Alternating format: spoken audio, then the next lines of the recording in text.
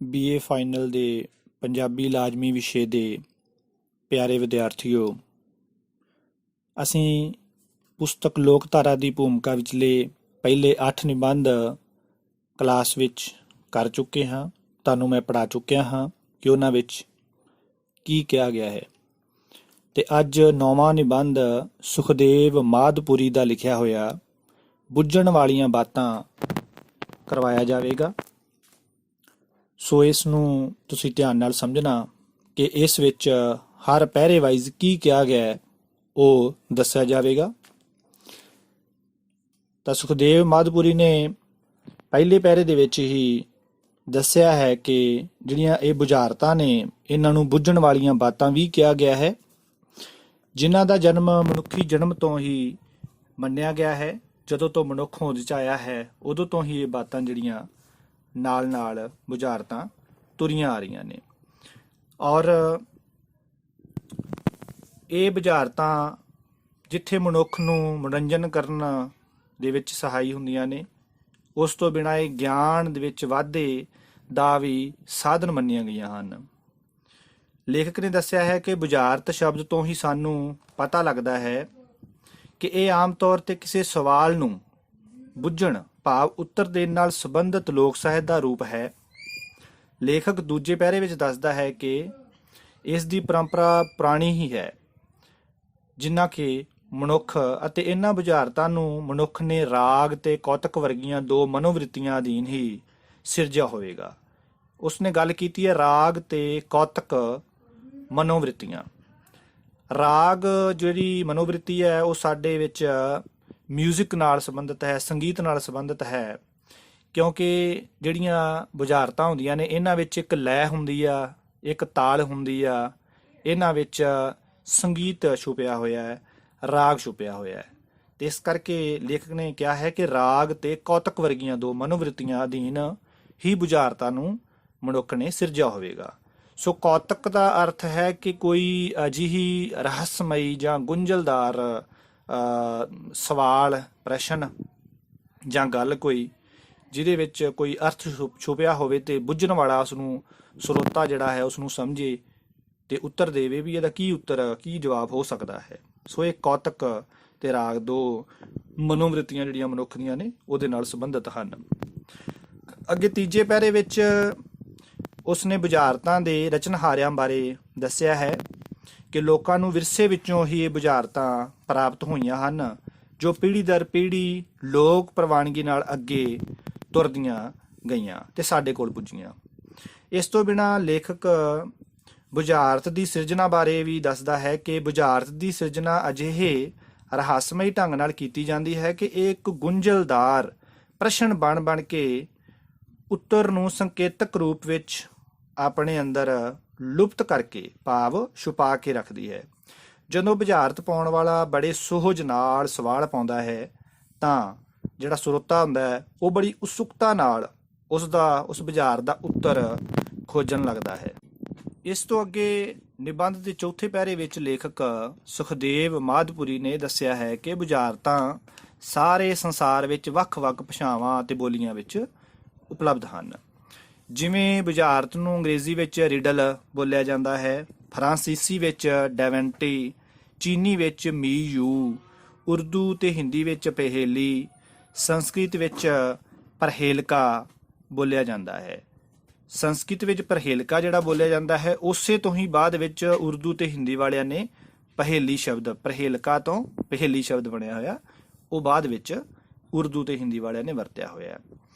ਔਰ ਇਸੇ ਤਰ੍ਹਾਂ ਪੰਜਾਬੀ ਵਿੱਚ ਜਿਵੇਂ ਅਸੀਂ ਬੁਝਾਰਤ ਸ਼ਬਦ ਵਰਤ ਰਹੇ ਹਾਂ, ਪਰ ਬੁਝਾਰਤ ਤੋਂ ਬਿਨਾਂ ਹੋਰ ਵੀ ਸ਼ਬਦ ਹਨ ਜਿਹੜੇ ਕਿ ਪ੍ਰਚਲਿਤ ਹਨ, ਜਿਵੇਂ ਮੰਦਾਵਣੀ, ਬੁਝੋਵਲ, ਬੁਝੱਕਾ ਤੇ ਬਤੌਲੀ। ਸੋ ਮੰਦਾਵਣੀ, ਬੁਝੋਵਲ, ਬੁਝੱਕਾ ਤੇ ਬਤੌਲੀ ਵੀ ਜਿਹੜੇ ਨਾਮ ਨੇ ਇਹ ਬੁਝਾਰਤ ਲਈ ਪ੍ਰਚਲਿਤ ਹਨ, ਪਰ ਅਸੀਂ ਘੱਟ ਵਰਤਦੇ ਹਾਂ। ਅੱਗੇ ਜਿਹੜਾ ਲੇਖਕ ਨੇ ਪੰਜਵੇਂ ਪਹਿਰੇ ਦੇ ਵਿੱਚ ਇਹ ਦੱਸਿਆ ਹੈ ਕਿ ਸਾਰੇ ਹੀ ਸੰਸਾਰ ਦੀਆਂ ਕੌਮਾਂ ਜਿਹੜੀਆਂ ਉਹ ਬੁਝਾਰਤਾਂ ਦੇ ਉੱਪਰ ਮਾਣ ਮਹਿਸੂਸ ਕਰਦੀਆਂ ਨੇ, ਕਿਉਂਕਿ ਬੁਝਾਰਤਾਂ ਦੇ ਵਿੱਚ ਸਾਹਿਤ ਛੁਪਿਆ ਹੁੰਦਾ ਹੈ, ਇਤਿਹਾਸ ਛੁਪਿਆ ਹੁੰਦਾ ਹੈ, ਕਿਸੇ ਕੌਮ ਦਾ ਸੱਭਿਆਚਾਰ ਛੁਪਿਆ ਹੁੰਦਾ ਹੈ, ਜਿਨ੍ਹਾਂ ਨੂੰ ਉਹ ਜਿਹੜੇ ਲੋਕ ਨੇ ਉਹਨਾਂ ਨੂੰ ਬੁਝਾਰਤਾਂ ਮਨੋਰੰਜਨ ਵੀ ਪ੍ਰਦਾਨ ਕਰਦੀਆਂ ਨੇ, ਇਸ ਲਈ ਕੌਮਾਂ ਮਾਣ ਕਰਦੀਆਂ ਨੇ।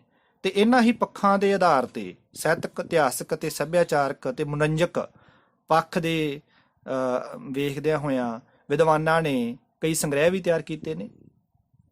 ਸੋ ਇਹ ਸਾਰੀਆਂ ਕੌਮਾਂ ਦੇ ਮਾਣ ਕਰਨਯੋਗ ਬੁਝਾਰਤਾਂ ਹੁੰਦੀਆਂ ਨੇ। ਅਜਿਹਾ ਇਹ ਲੋਕ ਸਾਹਿਤ ਦਾ ਰੂਪ ਹਨ। ਉਸ ਤੋਂ ਅੱਗੇ 6ਵੇਂ ਪਹਿਰੇ ਦੇ ਵਿੱਚ ਲੇਖਕ ਦੱਸਦਾ ਹੈ ਕਿ ਭਾਰਤੀ ਪਰੰਪਰਾ ਵਿੱਚ ਬੁਝਾਰਤਾਂ ਦਾ ਪਿਛੋਕੜ ਜਿਹੜਾ ਉਹ ਬਹੁਤ ਪੁਰਾਣਾ ਹੈ, ਜਿਹੜੀ ਪੀੜ੍ਹੀਓਂ ਦਰ ਪੀੜ੍ਹੀ ਸਾਡੇ ਕੋਲ ਪੁੱਜੀਆਂ ਨੇ। ਪਹਿਲਾਂ ਵੀ ਇਹ ਗੱਲ ਦੱਸੀ ਗਈ ਆ। ਤੇ ਲੇਖਕ ਨੇ ਅੱਗੇ ਦੱਸਿਆ ਹੈ ਕਿ ਜਿਹੜਾ ਮੌਖਿਕ ਰੂਪ ਵਿੱਚ ਤਾਂ ਪੀੜ੍ਹੀ ਦਰ ਪੀੜ੍ਹੀ ਸਾਡੇ ਕੋਲ ਇਹ ਪਹੁੰਚੀਆਂ ਨੇ, ਇਹਦਾ ਇਤਿਹਾਸ ਤਾਂ ਬਹੁਤ ਲੰਬਾ ਹੈ, ਪੁਰਾਣਾ ਹੈ ਭਾਰਤ ਵਿੱਚ, ਦੁਨੀਆ ਦੇ ਵਿੱਚ।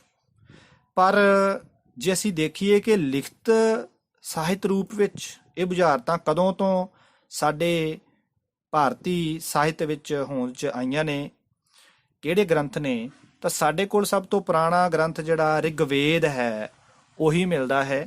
ਉਸ ਵਿੱਚ ਆਤਮਾ ਤੇ ਪਰਮਾਤਮਾ ਦੇ ਦੋਵਾਂ ਦੇ ਆਪਸ ਵਿੱਚ ਜੋ ਸੰਬੰਧੀ ਮੰਤਰ ਨੇ, ਦੋਨਾਂ ਦੇ ਆਤਮਾ ਤੇ ਪਰਮਾਤਮਾ ਦੇ ਵਾਰਤਾਲਾਪ ਸੰਬੰਧੀ ਕੁਝ ਮੰਤਰ ਨੇ, ਉਹ ਬੁਝਾਰਤਾਂ ਦਾ ਹੀ ਪੁਰਾਣਾ ਰੂਪ ਨੇ। ਇਸ ਤਰ੍ਹਾਂ ਜਿਹੜਾ ਪੰਜਾਬੀ ਸਾਹਿਤ ਦੇ ਵਿੱਚ ਵੀ ਜਿਹੜੀਆਂ ਬੁਝਾਰਤਾਂ ਨੇ ਉਹ ਮਿਲਦੀਆਂ ਨੇ, ਤੇ ਉਹਦਾ ਸਾਡੇ ਕੋਲ ਸਰੋਤ ਹੈ ਸ੍ਰੀ ਗੁਰੂ ਗ੍ਰੰਥ ਸਾਹਿਬ। ਅਗਲੇ 7ਵੇਂ ਪਹਿਰੇ ਦੇ ਵਿੱਚ ਲੇਖਕ ਦੱਸਦਾ ਹੈ ਕਿ ਈਸਾਈ ਧਰਮ ਦੇ ਗ੍ਰੰਥ ਬਾਈਬਲ ਵਿੱਚ ਵੀ ਬੁਝਾਰਤਾਂ ਦਾ ਵਰਣਨ ਆਉਂਦਾ ਹੈ, ਤੇ ਪੁਰਾਣੇ ਕਬੀਲੇ ਜਿਹੜੇ ਨੇ ਉਹ ਅੱਜ ਵੀ ਬੁਝਾਰਤਾਂ ਪਾਉਂਦੇ ਨੇ। ਭਾਰਤ ਵਿੱਚ ਵੇਖਿਆ ਜਾਵੇ ਤਾਂ ਜਿਹੜੇ ਆਦਿਵਾਸੀ ਕਬੀਲੇ ਹਨ, ਜਿਵੇਂ ਗੌਡ ਕਬੀਲਾ ਹੈ, ਪਰਖਾਣ ਕਬੀਲਾ ਹੈ, ਇਹ ਅੱਜ ਵੀ ਬੁਝਾਰਤਾਂ ਪਾਉਂਦੇ ਨੇ। ਪੰਜਾਬੀ ਲੋਕ ਵੀ ਬੁਝਾਰਤਾਂ ਅੱਜ ਵੀ ਪਾਉਂਦੇ ਨੇ ਪਿੰਡਾਂ ਵਿੱਚ ਵੇਖੋ ਤਾਂ। ਇਸ ਤੋਂ ਬਿਨਾਂ ਬਿਰਹੋਰ ਜਾਤੀਆਂ ਦੇ ਵਿਆਹਾਂ ਸਮੇਂ ਲਾੜੇ ਕੋਲੋਂ ਬੁਝਾਰਤ ਪੁੱਛਣ ਦੀ ਇੱਕ ਰਸਮ ਕੀਤੀ ਜਾਂਦੀ ਹੈ, ਔਰ ਜ਼ਰੂਰੀ ਉਹ ਰਸਮ ਮੰਨੀ ਜਾਂਦੀ ਆ। ਪੰਜਾਬ ਵਿੱਚ ਵੀ ਲਾੜੇ ਦੀਆਂ ਸਾਲੀਆਂ ਜਿਹੜੀਆਂ ਨੇ, ਵਿਆਹ ਵੇਲੇ ਸਾਲੀਆਂ ਛੰਦ ਸੁਣਦੀਆਂ ਨੇ, ਤਾਂ ਲਾੜਾ ਉਹ ਛੰਦ ਸੁਣਾ ਕੇ ਹਾਸਾ ਠੱਠਾ ਪੈਦਾ ਕਰਦਾ, ਉਸ ਮਾਹੌਲ ਨੂੰ ਖੁਸ਼ਨੁਮਾ ਬਣਾਉਂਦਾ ਹੈ। ਅੱਗੇ ਲੇਖਕ ਸੁਖਦੇਵ ਮਾਧਪੁਰੀ ਦੱਸਦਾ ਹੈ 8ਵੇਂ ਪਹਿਰੇ ਦੇ ਵਿੱਚ ਕਿ ਬੁਝਾਰਤਾਂ ਦਾ ਉਦੇਸ਼ ਕੀ ਹੈ, ਇਹ ਕਿਸ ਮਕਸਦ ਨਾਲ ਲਿਖੀਆਂ ਜਾਂਦੀਆਂ ਨੇ, ਕਿਸ ਮਕਸਦ ਨਾਲ ਜਾਂ ਫਿਰ ਬਣਾਈਆਂ ਗਈਆਂ, ਜਾਂ ਕਿਸ ਮਕਸਦ ਨਾਲ ਕਿਸੇ ਸਰੋਤੇ ਨੂੰ, ਬੁੱਝਣ ਵਾਲੇ ਨੂੰ ਇਹ ਕਹੀਆਂ ਜਾਂਦੀਆਂ ਨੇ। ਤਾਂ ਇਹ ਉਹਨੇ ਦੱਸਿਆ ਹੈ ਕਿ ਬੁਝਾਰਤਾਂ ਦਾ ਜਿਹੜਾ ਉਦੇਸ਼ ਹੈ ਉਹ ਸਰੋਤੇ ਦੀ ਬੁੱਧੀ ਦੀ ਪਰਖ ਕਰਨਾ ਹੁੰਦਾ ਹੈ। ਸੋ ਇਸ ਤਰ੍ਹਾਂ ਨਾਲ ਜਿਹੜੀਆਂ ਬੁਝਾਰਤਾਂ ਨੇ ਇੱਕ ਤਰ੍ਹਾਂ ਨਾਲ ਸਾਡਾ ਪੁਰਾਣਾ ਇੱਕ ਇੰਟੈਲੀਜੈਂਸ ਟੈਸਟ ਹੀ ਹੈ, ਜਿਹਦੇ ਦੁਆਰਾ ਕਿਸੇ ਸਰੋਤੇ ਦੀ, ਕਿਸੇ ਬੱਚੇ ਦੀ, ਜਾਂ ਬੱਚੇ ਤੋਂ ਬਿਨਾਂ ਕਿਸੇ ਵੱਡੇ ਦੀ ਵੀ ਅਸੀਂ ਬੁੱਧੀ ਦੀ ਪਰਖ ਕਰ ਸਕਦੇ ਹਾਂ ਕਿ ਉਹ ਕਿੰਨੀ ਕੁ ਸਮਝ ਰੱਖਦਾ ਹੈ ਆਲੇ ਦੁਆਲੇ ਦੇ ਗਿਆਨ ਦੀ। ਪੁਰਾਣੇ ਸਮੇਂ ਵਿੱਚ ਪੰਜਾਬ ਦੇ ਵਿੱਚ ਜਾਂ ਹੋਰ ਰਾਜਾਂ ਦੇ ਵਿੱਚ ਵੀ ਇਹ ਪ੍ਰਚਲਿਤ ਰਿਹਾ ਹੈ, ਹੋਰ ਦੇਸ਼ਾਂ ਦੇ ਵਿੱਚ ਵੀ ਇਹ ਪ੍ਰਚਲਿਤ ਰਿਹਾ ਹੈ ਕਿ ਜਿਹੜੀਆਂ ਸ਼ਹਿਜ਼ਾਦੀਆਂ ਹੁੰਦੀਆਂ ਸੀ, ਉਹ ਜਦੋਂ ਵਿਆਹ ਕਰਵਾਉਣਾ ਹੁੰਦਾ ਸੀ ਤਾਂ ਜਿੰਨੇ ਰਾਜਕੁਮਾਰ ਉਸ ਸਾਹਮਣੇ ਬੈਠੇ ਹੁੰਦੇ ਸਨ, ਤਾਂ ਉਹ ਇੱਕ ਤਰ੍ਹਾਂ ਦਾ ਸਵੰਬਰ ਰਚਾਇਆ ਜਾਂਦਾ ਸੀ। ਤਾਂ ਉਸ ਸਮੇਂ ਰਾਜਕੁਮਾਰਾਂ ਕੋਲੋਂ ਸ਼ਹਿਜ਼ਾਦੀਆਂ ਬੁਝਾਰਤਾਂ ਪਾਉਂਦੀਆਂ, ਬੁਝਾਰਤਾਂ ਪੁੱਛਦੀਆਂ, ਤੇ ਜਿਹੜਾ ਬੁਝਾਰਤ ਨੂੰ ਬੁੱਝ ਲੈਂਦਾ ਸੀ, ਸਹੀ ਜਵਾਬ ਦੇ ਦਿੰਦਾ ਸੀ, ਤਾਂ ਰਾਜ ਕੁਮਾਰ ਨਾਲ ਵਿਆਹ ਕਰਵਾ ਲੈਂਦੀਆਂ ਸਨ। ਤੇ ਕਈ ਵਾਰੀ ਇਸ ਤਰ੍ਹਾਂ ਵੀ ਹੋ ਜਾਂਦਾ ਸੀ ਕਿ ਜਿਹੜੇ ਨਹੀਂ ਬੁੱਝ ਸਕਦੇ ਸੀ ਉਹਨਾਂ ਨੂੰ ਮੌਤ ਦੀ ਸਜ਼ਾ ਵੀ ਦੇ ਦਿੱਤੀ ਜਾਂਦੀ ਸੀ। ਅੱਗੇ 9ਵੇਂ ਪਹਿਰੇ ਵਿੱਚ ਲੇਖਕ ਨੇ ਦੱਸਿਆ ਹੈ ਕਿ ਜਿਹੜੀਆਂ ਬੁਝਾਰਤਾਂ ਹਨ ਉਹ ਲੋਕ ਸਾਹਿਤ ਦਾ ਹੀ ਭਾਗ ਹਨ। ਇਹ ਲੋਕ ਸਾਹਿਤ ਦਾ ਭਾਗ ਹਨ, ਇਹ ਤੁਹਾਨੂੰ ਪਤਾ ਹੋਣਾ ਚਾਹੀਦਾ, ਕਿਉਂਕਿ ਇਹ ਕਿਸੇ ਇੱਕ ਵਿਅਕਤੀ ਦੁਆਰਾ ਨਹੀਂ ਲਿਖੀਆਂ ਗਈਆਂ, ਇਹ ਸਮੂਹ ਲੋਕਾਂ ਦੁਆਰਾ, ਇੱਕ ਖਾਸ ਲੋਕ ਸਮੂਹ ਜਿਹੜੇ ਨੇ ਲੋਕਾਂ ਦੇ ਇਕੱਠੇ ਸੰਗ੍ਰਹਿ ਰੂਪ ਦੇ ਵਿੱਚ ਇਕੱਠੇ ਹੋ ਕੇ ਲੋਕਾਂ ਨੇ ਇੱਕ ਢੰਗ ਤਰੀਕੇ ਨਾਲ ਲਿਖੀਆਂ ਨੇ, ਬਣਾਈਆਂ ਨੇ। ਸੋ ਇਸ ਤਰ੍ਹਾਂ ਲੋਕ ਸਾਹਿਤ ਦਾ ਭਾਗ ਹਨ। ਪੰਜਾਬੀ ਲੋਕ ਸਦਾ ਹੀ ਬੁਝਾਰਤਾਂ ਪਾਉਂਦੇ ਆਏ ਹਨ ਤੇ ਬੁੱਝ ਕੇ ਆਨੰਦ ਮਾਣਦੇ ਰਹੇ ਹਨ।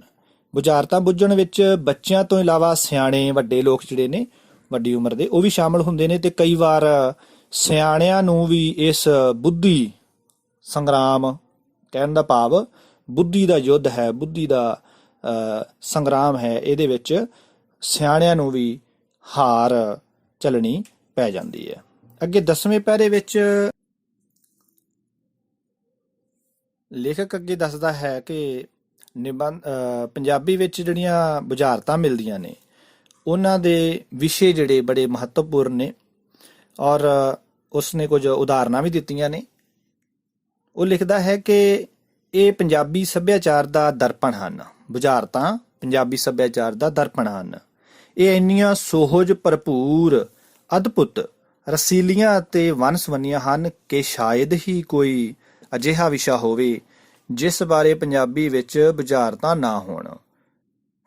ਇਹ ਜੋ ਕਥਨ ਹੈ ਲੇਖਕ ਦਾ, ਸੁਖਦੇਵ ਮਾਧਪੁਰੀ ਦਾ ਨਿਬੰਧ ਵਿੱਚ ਮੌਜੂਦ ਹੈ, ਔਰ ਇਸ ਵਿੱਚ ਉਸਨੇ ਇਸ ਦੇ ਵਿਸ਼ਿਆਂ ਬਾਰੇ ਗੱਲ ਕੀਤੀ ਹੈ ਕਿ ਬੁਝਾਰਤਾਂ ਬਹੁਤ ਸਾਰੇ ਵਿਸ਼ਿਆਂ ਨੂੰ ਆਪਣੇ ਕਲੇਵਰ 'ਚ ਲੈਂਦੀਆਂ ਨੇ, ਤੇ ਕੋਈ ਅਜਿਹਾ ਵਿਸ਼ਾ ਨਹੀਂ ਹੋਏਗਾ ਸ਼ਾਇਦ ਵੀ ਜਿਨ੍ਹਾਂ ਬਾਰੇ ਬੁਝਾਰਤ ਨਾ ਬਣੀ ਹੋਵੇ ਪੰਜਾਬੀ ਦੇ ਵਿੱਚ ਖਾਸ ਤੌਰ ਤੇ। ਔਰ ਪੰਜਾਬੀ ਵਿੱਚ ਬੜੇ ਵੰਨ-ਸੁਵੰਨੇ ਵਿਸ਼ੇ ਜਿਹੜੇ ਨੇ ਉਹਨੇ ਗਿਣਾਏ ਨੇ, ਜਿਵੇਂ ਮਨੁੱਖੀ ਸਰੀਰ ਦੇ ਅੰਗਾਂ ਦੇ ਉੱਪਰ ਬੁਝਾਰਤਾਂ ਬਣੀਆਂ ਹੋਈਆਂ, ਪ੍ਰਕਿਰਤੀ ਦੇ ਨਾਲ ਸੰਬੰਧਿਤ ਬੁਝਾਰਤਾਂ ਨੇ, ਫਸਲਾਂ ਨਾਲ ਸੰਬੰਧਿਤ ਨੇ, ਜੀਵ ਜੰਤੂਆਂ, ਘਰੇਲੂ ਵਸਤਾਂ, ਕੰਮ ਧੰਦਿਆਂ ਤੇ ਹੋਰ ਖੇਤੀਬਾੜੀ ਤੇ ਹੋਰ ਸੰਦਾਂ ਨਾਲ ਸੰਬੰਧਿਤ ਬੁਝਾਰਤਾਂ, ਜਾਂ ਕਾਢਾਂ ਖੋਜਾਂ ਨਾਲ ਸੰਬੰਧਿਤ ਵਿਗਿਆਨਕ ਬੁਝਾਰਤਾਂ ਜਿਹੜੀਆਂ ਨੇ ਕਿਸਮ ਦੀਆਂ, ਉਹ ਸਾਨੂੰ ਮਿਲਦੀਆਂ ਨੇ। ਬੜੀਆਂ ਖੂਬਸੂਰਤ ਬੁਝਾਰਤਾਂ ਦੀਆਂ ਕੁਝ ਮਿਸਾਲਾਂ ਜਿਹੜੀਆਂ ਨੇ ਉਹ ਲੇਖਕ ਨੇ ਦਿੱਤੀਆਂ ਹੋਈਆਂ ਨੇ, ਪਰ ਉਹਨਾਂ ਵਿੱਚੋਂ ਇੱਥੇ ਮੈਂ ਲੈਕਚਰ ਦੀ ਸੀਮਾ ਕਰਕੇ ਮੈਂ 2-4 ਦੀ ਗੱਲ ਕਰਾਂਗਾ।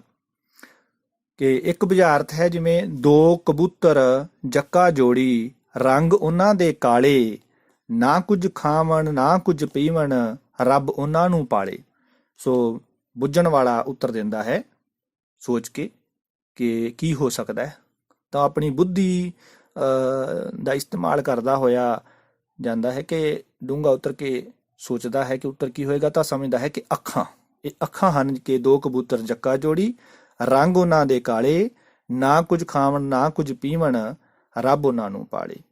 ਇਸ ਤਰ੍ਹਾਂ ਸਾਡੇ ਕੋਲ ਲਾਲ ਮਿਰਚਾਂ ਬਾਰੇ ਬੜੀ ਖੂਬਸੂਰਤ ਬੁਝਾਰਤ ਹੈ।